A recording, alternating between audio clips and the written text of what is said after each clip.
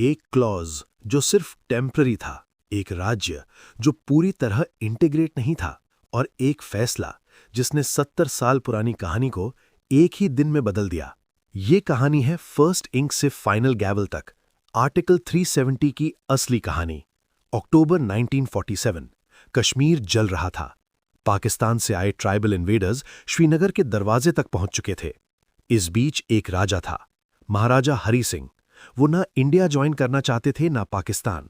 उनका सपना था इंडिपेंडेंट रहना। लेकिन जब जान और राज्य दोनों खतरे में हो तो फैसले दिल से नहीं, मजबूरी से लिए जाते हैं। उन्होंने साइन किया इंस्ट्रूमेंट ऑफ एक्सेशन। दिल्ली में जवाहरलाल नेहरू को एक लीगल सोल्यूशन चाहिए था। साथ ही एक और आवाज थी, शेख अब्दुल्ला, जो चाहता था ऑटोनॉमी। इसी कॉन्फ्लिक्ट का सोल्यूशन बना आर्टिकल 370। ये कोई परमानेंट सिस्टम नहीं था, ये एक टेम्पररी टनल था। इसलिए इसे कॉन्स्टिट्यूशन के पार्ट 21 में रखा गया, टेम्पररी प्रोविजन के नाम से। लेकिन जो टेम्पररी था वो 70 साल तक चल गया। एक देश लेकिन दो सिस्टम्स, इंडिया का अपना कॉन्स्टिट्यूशन और जम्मू एंड कश्मीर का अपना कॉन्स्टिट्यूशन। इंडिया का तिरंगा और JNK का अलग फ्लैग। यहां तक कि आर्टिकल 35A ने एक नया कॉन्सेप्ट क्रिएट किया, परमानेंट रेजिडेंस। इसका इंपैक्ट सिर्फ लॉ तक लिमिटेड नहीं था, ये लोगों की जिंदगी को डायरेक्टली अफेक्ट करता था। सेंट्रल लॉज जैसे RTI, RTE पूरी तरह अप्लाई नहीं होते थे।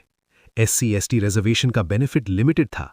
और सबसे शॉकिंग, अगर कोई कश्मीरी वुमन स्टेट के बाहर शादी करती तो उसके प्रॉपर्टी राइट्स खत्म हो जाते थे। ये सिर्फ लीगल गैप नहीं था, ये एक साइकोलॉजिकल डिस्टेंस भी क्रिएट करता था। इसी डिस्टेंस को पाकिस्तान ने एक्सप्लॉइट किया। सेपरेटिज्म धीरे धीरे जड़ पकड़ता गया। फिर आया 5 अगस्त 2019, एक ऐसा दिन जहां हिस्ट्री को रीराइट किया गया। राज्यसभा में खड़े थे अमित शाह। अनाउंसमेंट हुआ, आर्टिकल 370 अब नहीं रहेगा। लेकिन असली कहानी यहां है, ये डिसीजन कैसे लिया गया। एक लीगल मास्टर स्ट्रोक यूज किया गया। आर्टिकल 367 को री इंटरप्रेट किया गया। कॉन्स्टिट्यूएंट असेंबली का मतलब बदल दिया गया, legislative assembly. JNK presidents rule में था तो गवर्नर ने असेंबली की जगह कंसेंट दिया। मतलब एक सिस्टम ने अपने ही रूल्स का यूज करके खुद को बदल दिया।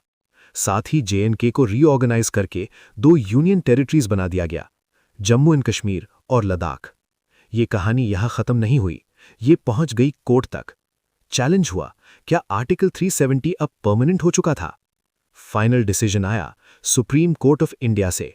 बेंच लीड कर रहे थे DY चंद्रचूड़। कोर्ट ने कहा कि जम्मू एंड कश्मीर ने इंडिया ज्वाइन करते वक्त अपनी सॉवरेंटी रिटेन नहीं की। इसका मतलब इंडिया का कॉन्स्टिट्यूशन सुप्रीम है। कोर्ट ने यह भी क्लियर कर दिया कि प्रेसिडेंट के पास पावर था आर्टिकल 370 को रिमूव करने का। यह सिर्फ जजमेंट नहीं था, यह एक फाइनल क्लोजर था। आज 2 फ्लैग्स नहीं है, आज एक ही कॉन्स्टिट्यूशन है। पंचायती राज सिस्टम ग्राउंड लेवल तक इंप्लीमेंट हो रहा है। टूरिज्म नए रिकॉर्ड्स बना रहा है। सबसे इंपॉर्टेंट, जम्मू का एक स्टूडेंट और दिल्ली का एक स्टूडेंट अब एक ही कॉन्स्टिट्यूशन के नीचे खड़े हैं। एक वक्त था जब आर्टिकल 370 एक ब्रिज था, फिर वो एक वॉल बन गया। लेकिन आज वो सिर्फ एक चैप्टर है हिस्ट्री का। अगर आपको ऐसे ही लीगल स्टोरीज सिंपल और पावरफुल तरीके से समझनी है तो चैनल को सब्सक्राइब करें, क्योंकि यहां हम कानून को सिर्फ पढ़ते नहीं, उसे समझते हैं।